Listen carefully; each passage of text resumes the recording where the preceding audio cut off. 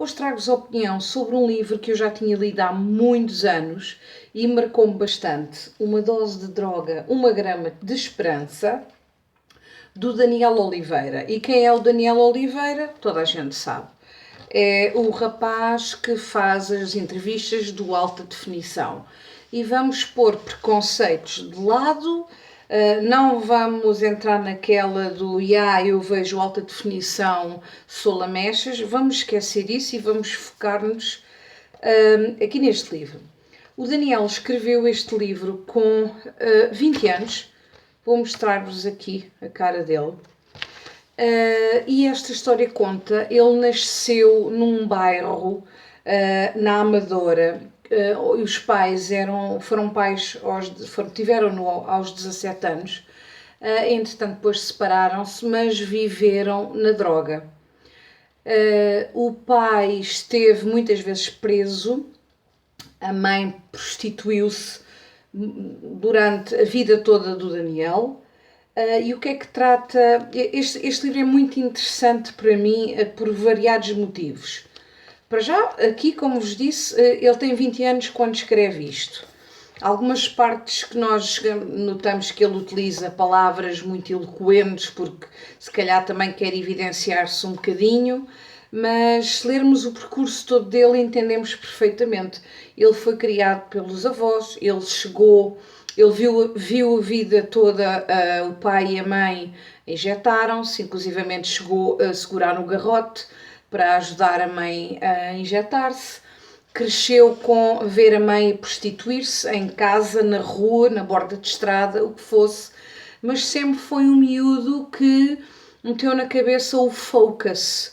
Embora na adolescência tenha ali variado um bocadinho na escola, fazer lá umas tropelias, mas nada por aí além. Ele aqui, o percurso é notável. Se forem ver no Goodreads os livros que ele já escreveu, este não vos vai aparecer porque ele está como Daniel C. Oliveira. Eu, na minha opinião, penso que o Daniel, pelo percurso de vida que teve e principalmente pela posição que tem agora, a nível de trabalho, não sei também se ele terá muito interesse em que este livro seja reeditado, porque eu nunca mais o vi à venda. Aqui não diz primeira edição, segunda edição, o que seja, portanto, eu acho que só houve uma primeira edição e não sei se ele também, não estou a dizer vergonha, mas se calhar não é necessário e não quero muito falar sobre isso, porque realmente o que conta é o presente. Ele demonstra aqui também como começou na SIC. Ele começou com 16, 17 anos a fazer um jornalito em casa com papel, com cola, com tesoura e começou a ir à SIC a entrevistar as pessoas, a cruzar-se com o Jorge Gabriel, a cruzar-se com como é que ela se chama? Agora, com a Conceição Lino. Mas eu vou-vos ler só algumas passagens que eu coloquei aqui. Por exemplo, ele a referir-se à mãe. Atenção, este livro é texto corrido, mas também tem muitas perguntas dele à mãe e ao pai. Entrevista à mãe, entrevista ao pai ao longo do livro, o pai preso, a falar tudo, mas as partes, na minha opinião, mais degradantes são realmente as partes da prostituição, porque a mãe prostituía-se por 2 contos. Coisas que, quer dizer... Então, vou-vos ler aqui uma passagem que ele se refere à mãe. Cada vez que a via estava diferente, ou tinha peladas no cabelo devido aos peixões que as bulhas lá em casa geravam, ou me deparava com uma mulher cada vez mais decadente, escancelada, com suores desesperados, a gritar silenciosamente por socorro, cabelo afagado para trás, molhado de cansaço e olhos escurecidos pelas noites passadas em branco ou pelo sono que se limitou a ser um terrível pesadelo. Porque a mãe dele também viveu com vários homens e aquilo era muito... injetava-se na casa de banho, muito complicado.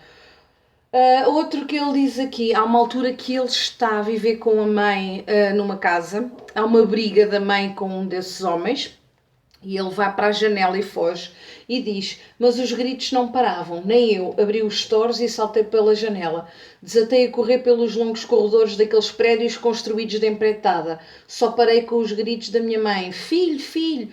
Muitas outras janelas também abriram os stores para ver o que se passava. Ah, é ela! Repetiam sem surpresa. Foi um susto grande. 1 ou 2 semanas antes tinha acontecido o mesmo. Desta feita na rua, na avenida que dá acesso ao bingo do Estrela da Amadora. Eles discutiam. Acho que a minha mãe queria ir comprar droga. Enervei-me em silêncio, como sempre faço. Mais uma passagenzinha que eu achei importante. Ele, quando andava na escola, depois sabem que as crianças são cruéis, um amiguinho dele a dizer: a tua mãe costuma levar 6, 7 homens lá para casa. E ele: nunca me hei de esquecer desta frase de um puto da rua onde ela morava. Entretanto, depois há outra parte, que é a parte já mais final do livro. Ele conta que houve um programa na SIC que era a geração... ajudem, só um bocadinho. Geração Fantástica.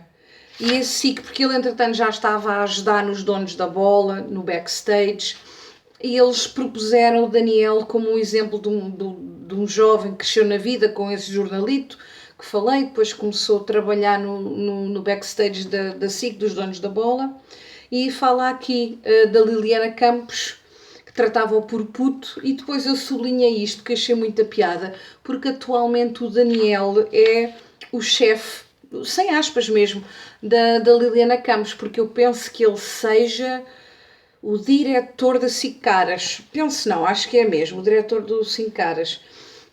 E ele também fala aqui, foi desta forma que a Catarina Furtado me apresentou ao país.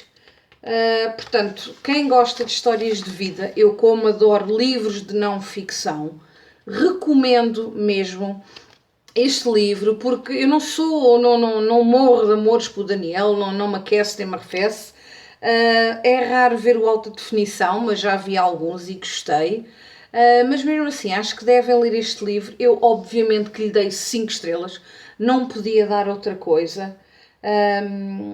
Eu acho que quem gosta deste género vai gostar decididamente deste livro. Li também o Dan, do Morris Gleitzman, que é a continuação do Once.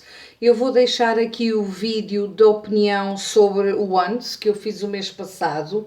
Não aconselho nada a lerem o Dan sem lerem o Once. Eu penso, ou tenho quase a certeza, que não existe versão portuguesa, que é uma pena, porque estes livros eles são 4, é o Once, o Dan, o After e o Now. São espetaculares. Portanto, no outro livro, só fazendo um mini resumo, um menino que é o Felix, que é judeu, anda fugido e ele tem 10 anos, e encontra uma menina de 5 que é Zelda, que não é, ele é judeu, mas ela não é. E eles depois andam fugidos, porque o livro é passado na Segunda Guerra, na altura do Holocausto, e eles andam fugidos pelos campos,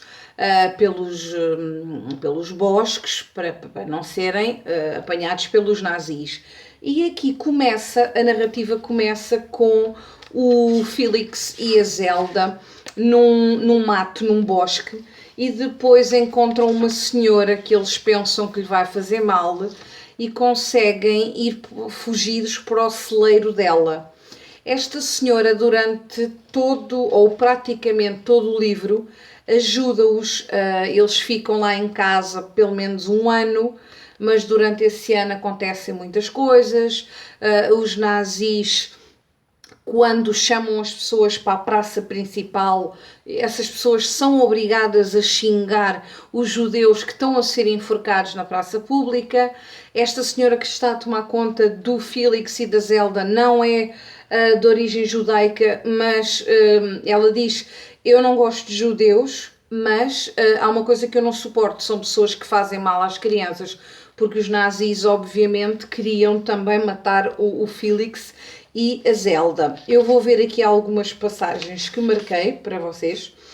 Como expliquei no primeiro, eu gosto muito destes livros porque eles mostram a visão da guerra, do Holocausto, pela imaginação de uma criança que obviamente é muito inocente. Ele depois tem aquelas tiradas dele muito engraçadas e muito inocentes. Há aqui uma altura que ele diz assim: coitadinha da Zelda, é horrível uma pessoa chegar à idade dela com 16 anos e não ter pais.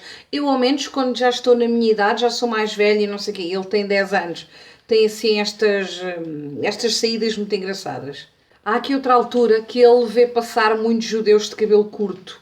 E a explicação dele para isto é o seguinte: estas pessoas devem ter o cabelo curto, que é para depois, quando estão nos campos a trabalhar, as vacas não lhes comerem o cabelo.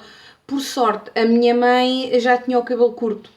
Ele continua perdido dos pais. A esta altura do livro, nós não temos a certeza se os pais, quer dizer, é o mais provável, se foram mortos ou enviados para algum campo de concentração.